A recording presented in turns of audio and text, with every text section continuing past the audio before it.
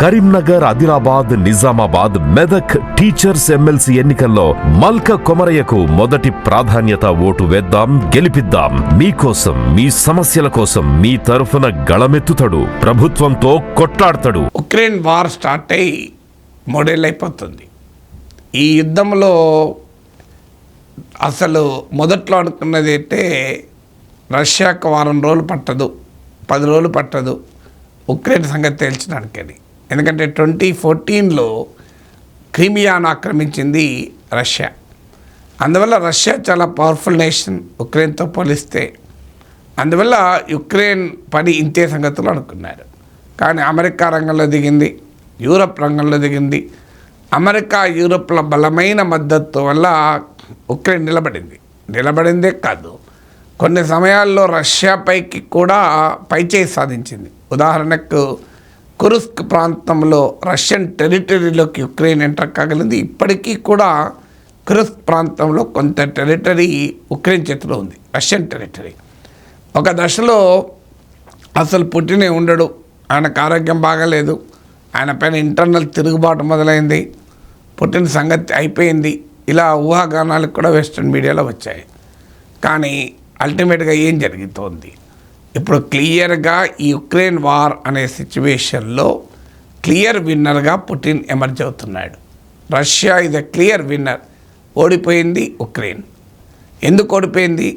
America, Europe పైన ఆశపడి రష్యాతో యుద్ధానికి దిగి కంప్లీట్గా నష్టపోతుంది ఉక్రెయిన్. ఏంటి ఈ వార్ ఆబ్జెక్టివ్స్? పుటిన్ మొదలుపెట్టినప్పుడు వార్ ఆబ్జెక్టివ్స్ ఏంటి? వార్ ఆబ్జెక్టివ్, మొదటి ఆబ్జెక్టివ్ ఉక్రెయిన్ నాటోలో చేరకూడదు. అసలు ఈ వార్ ప్రారంభించడానికి కూడా అదే కారణం. నాటో అంటే ఏంటి? North Atlantic Treaty Organization. ఇది అమెరికా నాయకత్వంలోని మిలిటరీ కూటమి. వెస్ట్రన్ యూరోపియన్ కంట్రీస్ కూడా ఇందులో భాగస్వామ్య దేశాలు. కోల్డ్ వార్ పీరియడ్లో సోవియట్ యూనియన్కు కౌంటర్ చేయడానికి నాటో పుట్టింది. సోవియట్ అంతర్ధానమయ్యాక, కోల్డ్ వార్ వెళ్ళాక నాటోకు పని ఉండకూడదు. ఎందుకంటే ఆ బైపోలార్ వరల్డే లేదు, 2 ధృవాలుగా ప్రపంచం లేదు. అయినా కూడా ప్రపంచ ఆధిపత్యం కొరకు నాటో కంటిన్యూ అయింది. నాటో రూల్ ఏంటి అంటే, ఏదైనా ఒక కంట్రీ సభ్య దేశం పైన, మెంబర్ నేషన్ పైన ఎవరైనా దాడి చేస్తే నాటోలోని మెంబర్ కంట్రీస్ అన్నీ కూడా తమ పైనే దాడి చేసినట్లుగా భావించే రక్షణకు వస్తాయి. అందువల్ల నాటోలో చేరాలని ఉక్రెయిన్ ఆలోచన. అయితే రష్యా నాటో ఎక్స్పాన్షన్ను మొదటి నుంచి కూడా వ్యతిరేకిస్తుంది.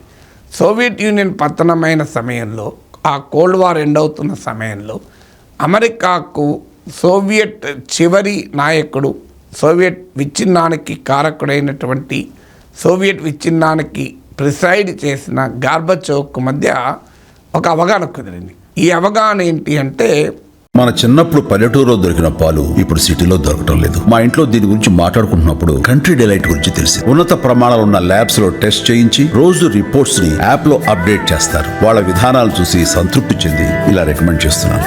ఇప్పుడే కంట్రీ డిలైట్ యాప్ ని డౌన్లోడ్ చేసుకోండి. Download the country delight app now.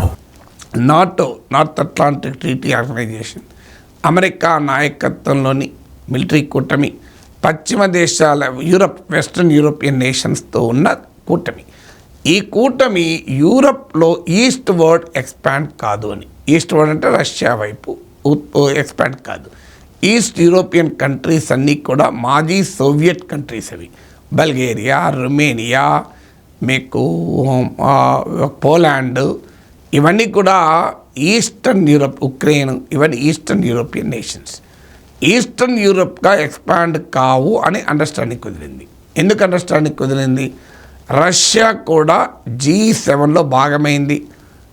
రష్యాలో సోవియట్ అంతర్ధానం తర్వాత కమ్యూనిస్ట్ పార్టీ పాలన పోయి రష్యాలో కమ్యూనిస్ట్ వ్యతిరేక క్యాపిటలిస్ట్ మాఫియా పాలన వచ్చింది. దాంతో వెస్ట్రన్ ప్రపంచం అక్కడ చేర్చుకుంది. G7 G8గా మారింది. ఇక నాటోకు రష్యాకు మధ్య ఘర్షణ లేదు గనక రష్యా వైపు మేము ఎక్స్పాండ్ కాము అని హామీ ఇచ్చారు.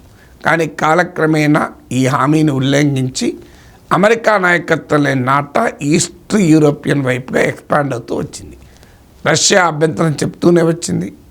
మధ్యలో G7 నుంచి G8గా రష్యా చేరికతో మారింది. తర్వాత రష్యాను G8 బహిష్కరించింది. మళ్ళీ G7 అయిపోయింది. అమెరికా నాయకత్వంలో వెస్ట్రన్ కూటమికి రష్యాకు మధ్య గ్యాప్ పెరగడం మొదలైంది. దీంతో NATO eastward expansion Russia వ్యతిరేకించింది. రష్యా వ్యతిరేకించినా కూడా ఈస్ట్ యూరోపియన్ నేషన్స్ను నాటోలో చేర్చుకోవడం మొదలుపెట్టారు. రష్యా అపోజ్ చేస్తూనే ఉంది, నాటో ఎక్స్పాండ్ అవుతూనే ఉంది. ఇక ఎక్కడ టర్నింగ్ పాయింట్, డిఫైనింగ్ పాయింట్ వచ్చింది అంటే బ్రేకింగ్ మూమెంట్ అంటారే, make or break moment Ukraine చేర్చుకోవడం వల్ల వచ్చింది. ఎందుకంటే యుక్రెయిన్ రష్యాకు సరిహద్దు దేశం. రష్యా ఉక్రెయిన్ గనక నాటోలో చేర్చుకుంటే రష్యన్ పొలిమేరల్లో అమెరికా బలగాలు ఉంటాయి, యూరోప్ బలగాలు ఉంటాయి. సహజంగా రష్యా అమెరికా పరస్పరం పోటీ గనక రష్యా ఎట్టి పరిస్థితుల్లో దీన్ని అంగీకరించము అన్నది. ఎందుకంటే మా పొలిమేరల్లో వచ్చి మా శత్రు సైన్యాలు ఉండేలా ఉక్రెయిన్ సహకరిస్తానంటే మేము అంగీకరించమని రష్యా చెప్పింది. మరి ఉక్రెయిన్ సావరెన్ కంట్రీ కదా, ఉక్రెయిన్ ఇష్టం కదా అని నాటోలో చేరుతుందా, ఎక్కడ చేరుతుంది అంటే రష్యా స్టాండ్ ఏంటంటే నిజమే ఉక్రెయిన్ సావరెన్ కంట్రీ, ఎకనామిక్ ఇంటగ్రేషన్కి మేము అభ్యంతరం చెప్పడం లేదు, యూరోపియన్ యూనియన్లో చేరాలంటే చేరుకోండి, కానీ సెక్యూరిటీ కూటమిలో చేరితే అది మాకు ప్రమాదము. చరిత్రలో ఇలాంటి ఉదాహరణలు కూడా ఉన్నాయి. సోవియట్ యూనియన్ బలంగా ఉన్న రోజుల్లో క్యూబన్ మిసైల్ క్రైసిస్ జరిగింది. క్యూబాలో ఫిడెల్ కాస్ట్రో ప్రభుత్వ ఆహ్వానం మేరకు సోవియట్ యూనియన్ క్యూబాలో న్యూక్లియర్ మిసైల్స్ మోహరించే పని మొదలుపెట్టింది. అమెరికా తీవ్రంగా వ్యతిరేకించింది, క్యూబాను బ్లాకేడ్ చేసింది, దిగ్బంధనం చేసింది. ఒక దశలో రష్యా, సోవియట్ యూనియన్కు అమెరికాకు మధ్య న్యూక్లియర్ వార్ అనుయుద్ధం జరుగుతుందన్న ఆందోళన కూడా కలిగింది. ఫైనల్గా అగ్రిమెంట్ కుదిరి సోవియట్ యూనియన్ తన న్యూక్లియర్ మిసైల్స్ను ఉపసంహరించుకుంది. అంటే మరి అమెరికా ఎందుకు అపోజ్ చేసింది? క్యూబా సావరెన్ నేషనే కదా. క్యూబా సావరెన్ కంట్రీ అయినా కూడా క్యూబా ఆహ్వానం మేరకు సోవియట్ యూనియన్ అక్కడికి వస్తే అమెరికా అపోజ్ చేసింది. ఎందుకు? నా పొలిమేరల్లో నా ప్రత్యర్థి మిసైల్స్ పెట్టుకుని మోహరించి ఉంటే నేను ఎట్లా అంగీకరిస్తాను అని అమెరికా అన్నది. సరిగ్గా అదే మాట ఇప్పుడు రష్యా అన్నది. రష్యా అన్నదాన్ని అమెరికా ఇప్పుడు అంగీకరించదు. అప్పుడేమో అమెరికా వాదన కూడా అదే. కానీ ట్రంప్ మాత్రం డిఫరెంట్ స్టాండ్ తీసుకున్నాడు. ట్రంప్ కరెక్టే కదా, పుటిన్ వాదన, తన పొలిమేరల్లో వచ్చి శత్రు బలగాలుంటే ఎవరైనా ఊరుకుంటారా అంటూ పుటిన్కు అనుకూల స్టాండ్ ట్రంప్ తీసుకుంటున్నాడు. సో అందువల్ల మొదటి కండిషన్ ఏంటి? ట్రంప్ ఎందుకు యుద్ధం చేశాడు? To prevent Ukraine from joining NATO. ఇప్పుడు యుద్ధం ఆగిపోతానికి పీస్ కొరకు అమెరికాకు రష్యాకు టాక్స్ నడుస్తున్నాయి. ఈ ఫస్ట్ డిమాండ్ ఫుల్ఫిల్ అయిపోయింది. ఎందుకంటే ట్రంప్ క్లియర్గా చెప్పేశాడు, అసలు ఉక్రెయిన్ తప్పు చేసింది, నాటోలో చేరాలని ప్రయత్నం చేయడమే తప్పు, అది జరిగి ఉంటే యుద్ధమే అయ్యేది కాదు, యుద్ధం ఆపడానికి కూడా డీల్ కుదుర్చుకోలేదు, పుటిన్ రైట్, తన దేశ పొలిమేరల్లోకి నాటో బలగాలు వస్తుంటే రష్యా ఎట్లా ఒప్పుకుంటుంది, ఐ కెన్ అండర్స్టాండ్. అందువల్ల ఈ యుద్ధానికి కారణం పుటిన్ కాదు, రష్యా కాదు, ఈ యుద్ధానికి కారణం ఉక్రెయిన్ అని ట్రంప్ తేల్చేశాడు. సో పుటిన్ మొదటి వార్ ఆబ్జెక్టివ్ నెరవేరింది, నాటోలో ఉక్రెయిన్ చేరదు, ఇట్ ఈజ్ నాట్ ప్రాక్టికల్ అని చెప్పేశాడు క్లియర్గా. ఇక రెండవది ఏంటి? ఎప్పుడైతే ఉక్రెయిన్ వెస్ట్ వైపు మొగ్గు చూపడం మొదలుపెట్టిందో ఉక్రెయిన్ బలహీనపరచాలి అనేది రష్యా టార్గెట్గా పెట్టుకొని 2014లో క్రిమియాను ఆక్రమించింది. క్రిమియాను ఆక్రమించి టెస్ట్ చేసింది. ప్రపంచం ఎలా రియాక్ట్ అవుతుంది, యూరప్ ఎలా రియాక్ట్ అవుతుంది, అమెరికా ఎలా రియాక్ట్ అవుతుంది, వెస్ట్ ఎలా రియాక్ట్ అవుతుంది చూసింది. అనుభవం ఏంటి? రష్యాకు అమెరికా, వెస్ట్ ఇది అన్యాయం, అక్రమం, క్రిమియాను రష్యా ఆక్రమించడం దుర్మార్గం అంటూ స్టేట్మెంట్ ఇచ్చి కూర్చున్నది. మ్యాక్సిమం అయితే రష్యా పైన శాంక్షన్స్ విధించింది. కానీ క్రిమియా నుంచి రష్యాను పారద్రోలటానికి అమెరికా కావచ్చు, యూరప్ కావచ్చు ఏం బలగాలు పంపలేదు, యుద్ధం చేయలేదు. దాంతో పుటిన్కి అర్థమైంది, మనం ఏం చేసినా మ్యాక్సిమం అయితే లొల్లి పెడతారు, గొడవ పెడతారు, ఖండిస్తారు, శాంక్షన్స్ విధిస్తారు, అంతకన్నా చేసేదేమీ లేదు అని ఉక్రెయిన్ వీకెండ్ చేసే ప్రయత్నం మొదలుపెట్టాడు. ఏం జరిగింది? ఈ యుద్ధం తర్వాత ఉక్రెయిన్లోని 20%, ముఖ్యంగా ఈస్టర్న్ యుక్రెయిన్ అంతా రష్యా చేతిలో ఉంది ఇప్పుడు. సో రష్యా చేతిలో 20% భూభాగం ఉంది. ఇప్పుడు పుటిన్ ఏమంటున్నాడు, ఉక్రెయిన్ జెలెన్స్కీ ఏమంటున్నాడు, ఈ 20% రష్యా ఆక్రమించుకున్న భూభాగాన్ని ఖాళీ చేసి రష్యా వెళ్ళిపోవాలి. మేము మా ఆక్రమణలో ఉన్న కురుస్క్ అనే ఒక చిన్న ప్రాంతాన్ని మేము కూడా ఖాళీ చేస్తాం. ఇది జెలెన్స్కీ వాదన.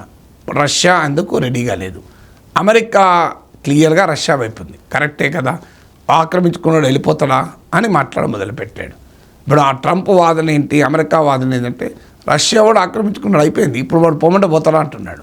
నా గుర్తు అల్లూరి సీతారామరాజు సినిమాలు అనుకుంటాను. అల్లూరి సీతారామరాజు సినిమాలో అల్లు రామలింగ డైలాగ్ ఉంది. ఒకతను భారతీయుడు మంచి కొత్త షర్ట్ వేసుకొని వస్తాడు. అల్లు రామలింగ వెళ్ళి నాకు ఇయ్యి అంటాడు. అట్లా ఇస్తే నాది కదా కొత్త షర్ట్ అంటాడు. ఎప్పటి నుంచి నీ కొత్త షర్ట్ ఇది అన్నాడు. నేను కొని 3 నెలలు అయిందో ఏదో ఎంతో టైం చెప్తాడు. నెల రోజుల కింద నువ్వు కొనుక్కున్న షర్టే నీదని ఇవ్వనంటున్నవే, మరి 150 ఏళ్ళు 200 ఏళ్ళ కింద ఆక్రమించుకున్న దేశాన్ని ఇవ్వమంటే బ్రిటిష్ వాడు ఎందుకు ఇస్తాడు అని ఒక డైలాగ్ ఉంది. అలాగే ఉంది ట్రంప్ వాదన. రష్యా ఆల్రెడీ ఆక్రమించుకుంది, ఇక మళ్ళీ ఎట్లా ఇస్తారు, ఇది మర్చిపో అంటున్నాడు ఉక్రెయిన్. నువ్వు మర్చిపోకపోతే ఏం జరుగుతుంది, మొత్తం ఉక్రెయిన్ రష్యా ఆక్రమించేస్తుంది. Someday Ukraine will become Russian అంటున్నాడు. క్లియర్గా అమెరికా డిఫెన్స్ సెక్రటరీ ఏమంటున్నాడు, it is an illusory goal అంటున్నాడు. ఇదొక భ్రమ.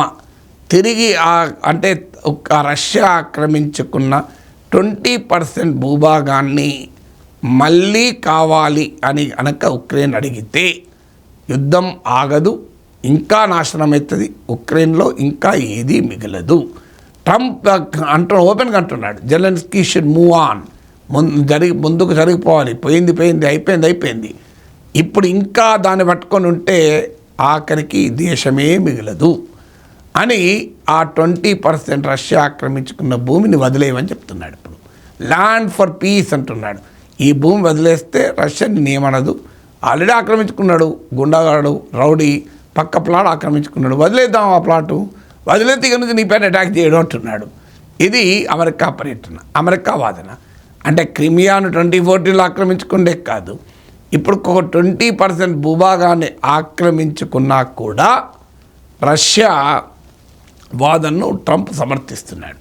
ఎందుకు సమర్థిస్తున్నాడు, నేను ఆ రీజన్ ఇంకో వీడియోలో చెప్తాను. ఆ రహస్యం ఉంది, ఆ రహస్యాన్ని నేను వేరే వీడియోలో చెప్తాను. Secret behind Trump Putin friendship అని. సో ఆ ల్యాండింగ్ అయిపోయింది కదా, దాని గురించి మర్చిపో, అది ఇల్యూజరీ గోల్, అది మళ్ళీ రావాలనుకుంటే అది భ్రమే అని అమెరికన్ డిఫెన్స్ మినిస్టర్ చెప్తున్నాడు.